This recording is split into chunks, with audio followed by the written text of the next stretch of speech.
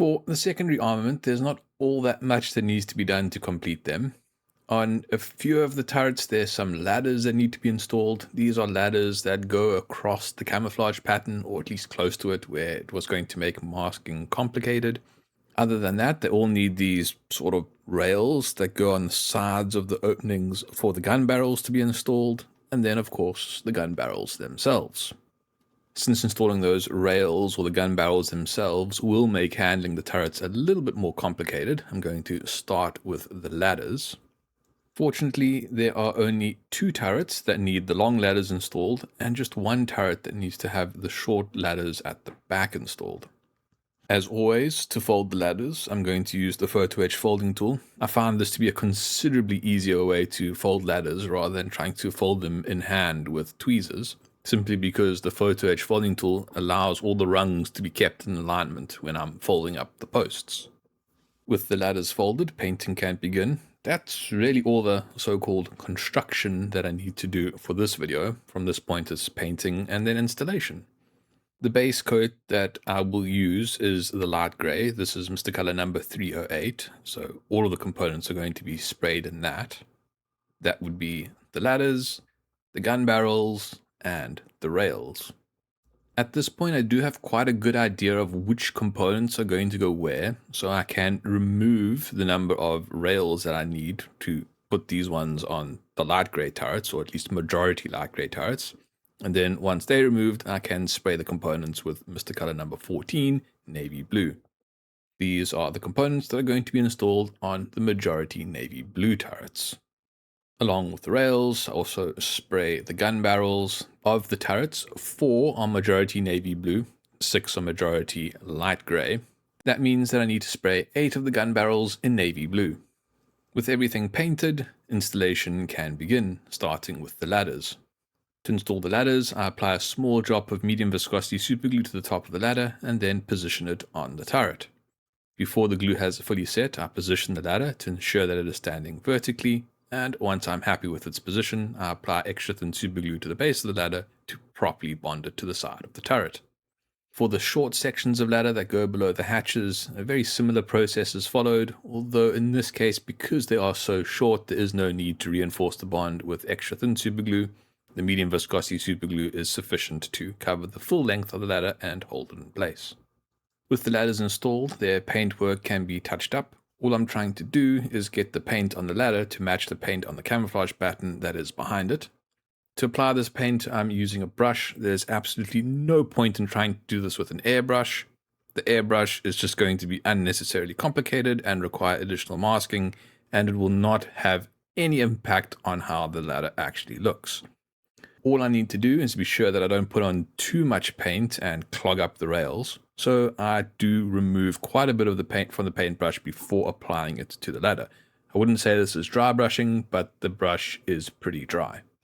Now that the ladders are in a good state, I'll proceed with installing the barrels. I'm going to install the barrels before I install the rails that go on the side of them, just because it's going to provide easier access to install the barrels. I'm also a little bit concerned about how delicate those rails are going to be, so once they are installed, I want to minimize the handling of the turrets. To install these barrels, I follow essentially the same process that I used to install the barrels for the main armament. I start by dipping the end of the barrel in medium viscosity superglue and then position the barrel into its hole. As with the barrels for the main armament, there is a little bit of play with how they are positioned, so I take time to ensure that they are sitting in an orientation that I'm happy with.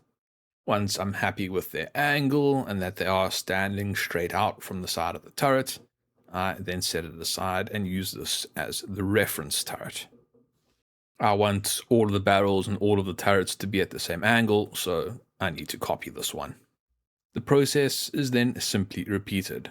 I take the next turret off of the model, install the barrels, check the angle against the reference turret, and move on to the next one. This is not a complicated process. If anything, the only thing that is marginally complicated is getting the barrel with glue on the end of it past the opening without getting too much glue on the side of the opening, but that's not all that difficult in reality. And if I did get glue there, it wouldn't really matter because it would be inside a concealed space. Nevertheless, I do try to minimize the amount of glue that I get on the sides of the opening. After installing all of the barrels, I'm ready to install the rails. You can see how the barrels in this case kind of provide a little bit of extra protection for these rails. I don't think they're going to provide much protection, but I'm glad that I'm not trying to work with installing the barrels with these rails in the way. To install the rails, I apply a small amount of medium viscosity superglue to the bottom bar of the rail and then position it around the frame of the opening. Since these are very short rails, there's no need for any additional glue. It's just a matter of accurately positioning it on the side of the turret. Since there is this photo etch frame around the opening, which does provide a convenient edge to push the rail up against, this is actually quite easy to do. So the process is simply repeated. In total, there are 40 of these railings that need to be installed, so I'm thankful that this is easy.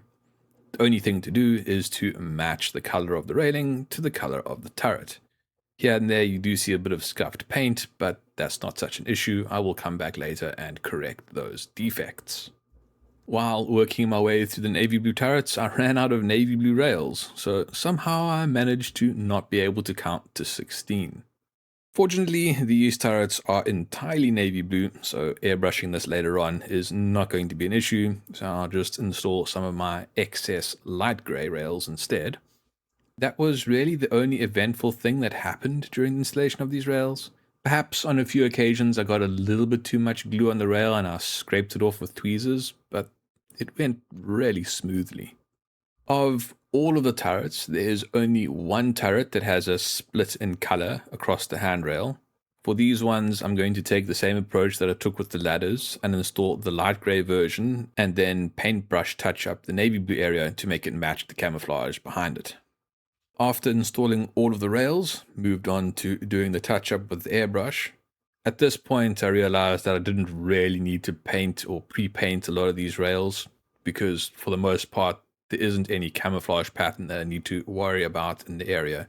It's just that one in reality.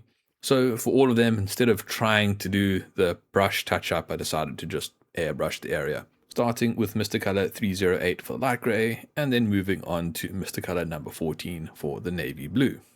As for the last turret with its split color on the handrail, I started with a touch-up using the brush and Mr. Color 308. I didn't want to airbrush the area because it would affect the camouflage pattern on the turret itself, so I did it with the brush.